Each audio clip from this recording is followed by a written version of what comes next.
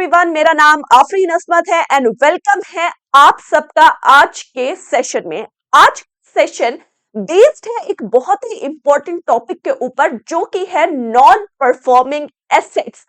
आज हम complete detail के बारे में बात करेंगे नॉन परफॉर्मिंग एसेट्स के। ठीक है कि बैंकों से रिलेटेड ये नॉन परफॉर्मिंग एसेट्स क्या होता है, कब बनता है नॉन परफॉर्मिंग एसेट, कितने तरीके के नॉन परफॉर्मिंग एसेट है और क्यों आज मैंने ये टॉपिक उठाया है। क्योंकि रिसेंटली नॉन परफॉर्मिंग एसेट्स जो है वो न्यूज में चल रहा है। चलिए इससे रिलेटेड न्यूज क्या है, पहले मैं आपको सिंपल एक न्यूज बता दे रही हूँ।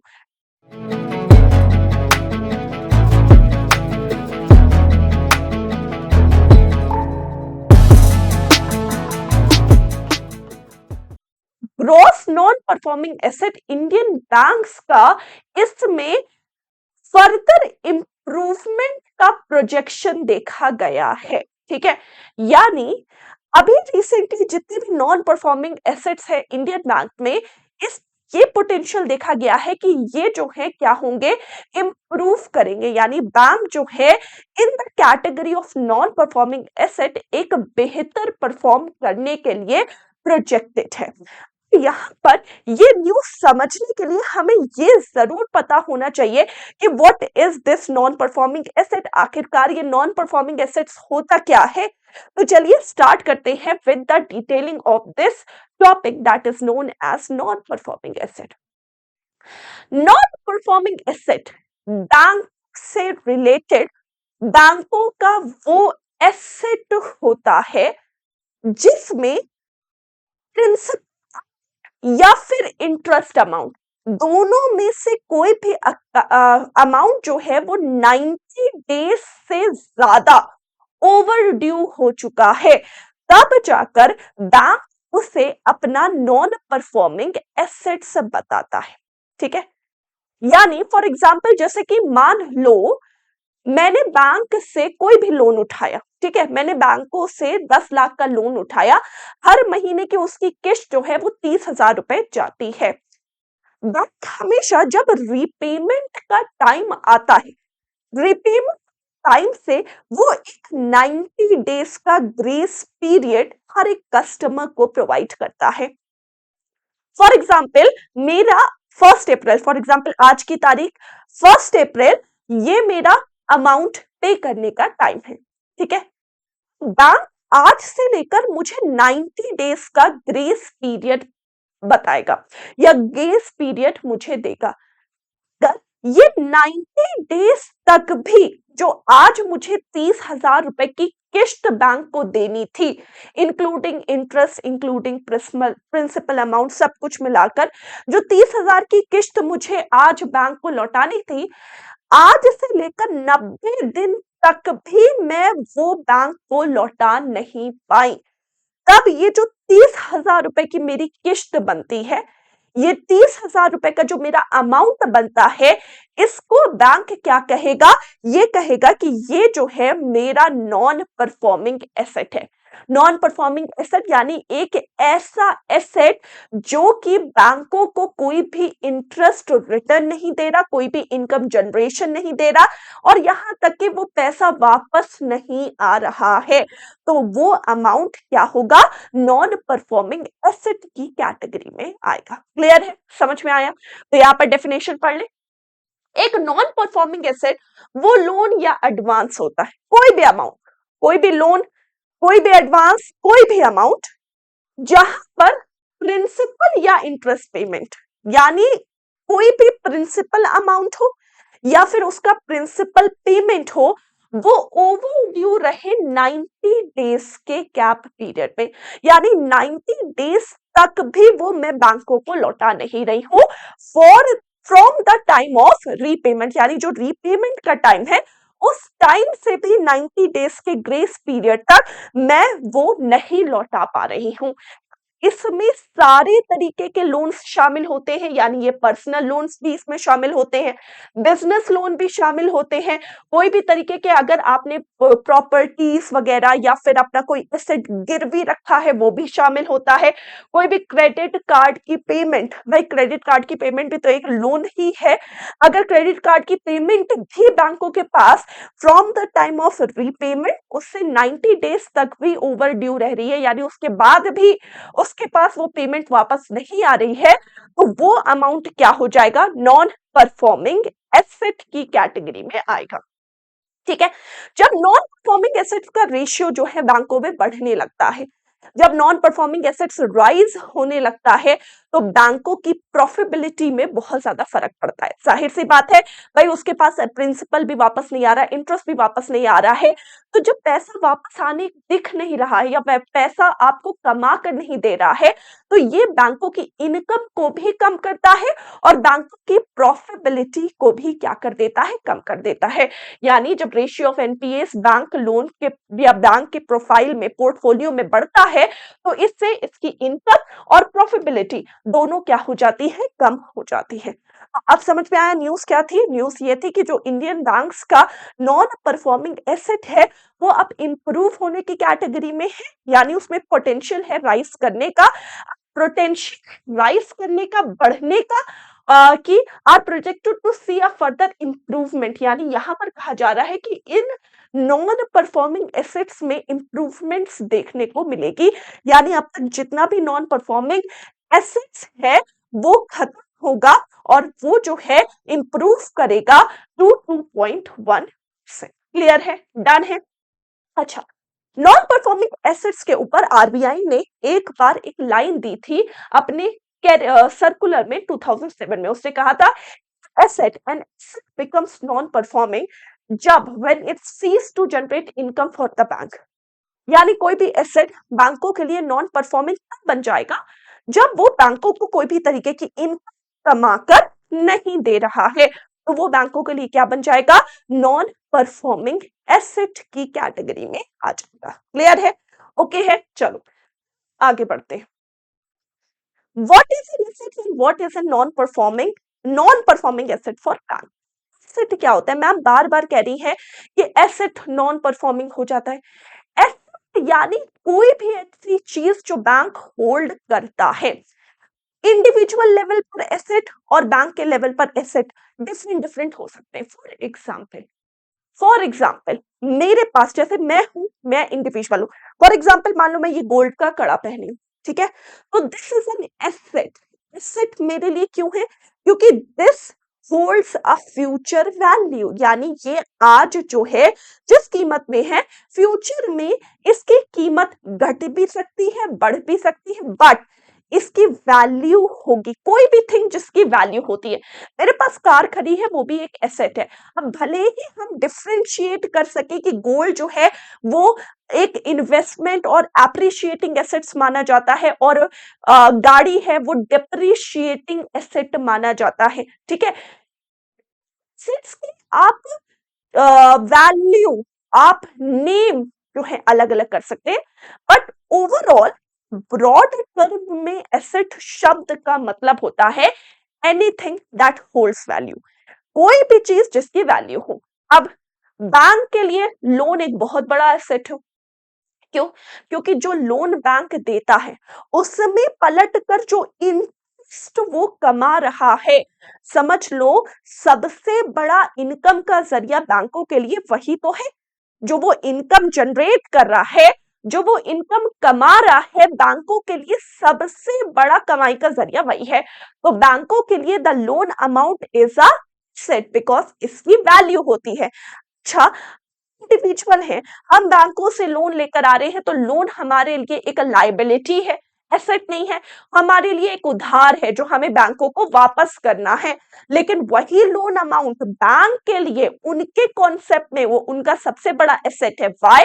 बिकॉज उससे उन्हें इनकम जनरेशन हो रही है, उससे उन्हें इंटरेस्ट वापस मिल रहा है। क्लियर? तो कोई भी ऐसी वैल्यू जो कि 90 डेज से ओवर ड्यू हो रही है वो नॉन परफॉर्मिंग हो गया, या फिर कोई भी एक ऐसी वैल्यू जो कि आपको पलट कर इनकम रिटर्न नहीं दे रही है, वो क्या हो गया? नॉन परफॉर्मिंग हो गया। क्लियर है? डन है? समझ में आ गया? तो यहां पर सिंपल एसेट्स मींस क्या होता है? एनीथिंग दैट इज ओन्ड, जो भी बैंक के पास है, जिसकी वैल्यू है, that is known as asset. बैंकों के लिए लोन क्या है? एक एसेट, क्योंकि जो इंटरेस्ट हम उसमें पे करते हैं वो उनके लिए कमाई का सबसे बड़ा जरिया है। नेक्स्ट, जब कस्टमर रिटेल और कोऑपरेट्स जो है किसी भी तरीके का इंटरेस्ट जो है पे नहीं कर पाते बैंकों के एसेट्स के ऊपर, तब वो एसेट नॉन परफॉर्मिंग कहा जाता है। क्यों? क्योंकि वहां पर वो कर रहा है जनरेटिंग इनकम, यानी जो लोन का अमाउंट हमारे लिए कमाई का सबसे बड़ा जरिया बन सकता था हमारे लिए, यानी बैंकों के लिए कमाई का सबसे बढ़िया जरिया या सबसे बड़ा जरिया बन सकता था, उससे हमें कोई भी इंटरेस्ट रिटर्न नहीं मिल रहा है। तो इस कॉन्टेक्स्ट में वो हमारे लिए क्या हो गया? एक नॉन परफॉर्मिंग सेट हो गया, यानी बैंकों के लिए वो एक एसेट हो गया जो पलट कर इनकम जनरेट नहीं कर रहा है। अच्छा, इसका क्राइटेरिया कितने दिन है? याद रखिएगा 90 डेज इसका क्राइटेरिया। ओवर ड्यू होना चाहिए, ऐसा नहीं है कि आज पेमेंट का टाइम है, कल पेमेंट नहीं मिली तो नॉन परफॉर्मिंग एसेट है। नो, 90 डेज का ग्रेस पीरियड के बाद उसे एनपीए की कैटेगरी में शिफ्ट किया जाता है। क्लियर? ओके, आगे बढ़ते हैं। Types of non performing asset. कितने प्रकार के नॉन परफॉर्मिंग एसेट होते हैं? देखो, बैंक जो है वो नॉन परफॉर्मिंग एसेट डिफाइन करता है डिपेंडिंग अपॉन कि कितने टाइम तक वो ओवर ड्यू रह रहा है।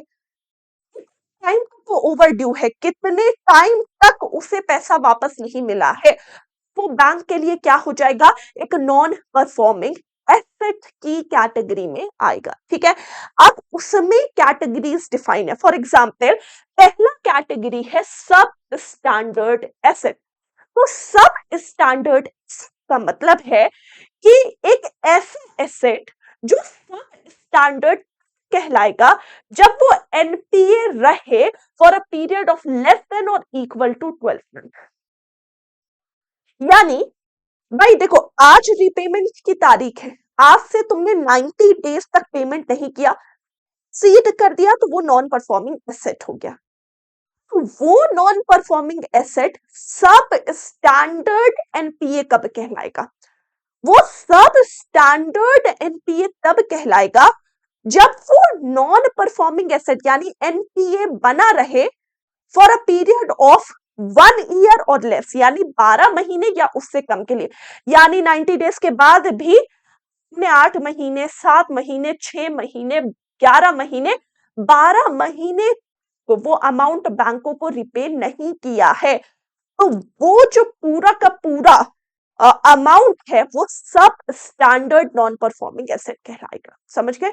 यानी एक वो अमाउंट जो कि एनपीए बन चुका है और वो एनपीए है। एनपीए कब तक है? For a period of 1 year और लेस। क्लियर है? तो नेक्स्ट हमारे लिए आता है डाउटफुल एसेट। एक होता है सब स्टैंडर्ड, तो एक आ रहा है डाउटफुल। डाउटफुल कब बनता है? जब वो एनपीए बना रहे for a period of more than 12 month, यानी हद हो गई, अब साल भर में भी पैसा वापस नहीं आ रहा है।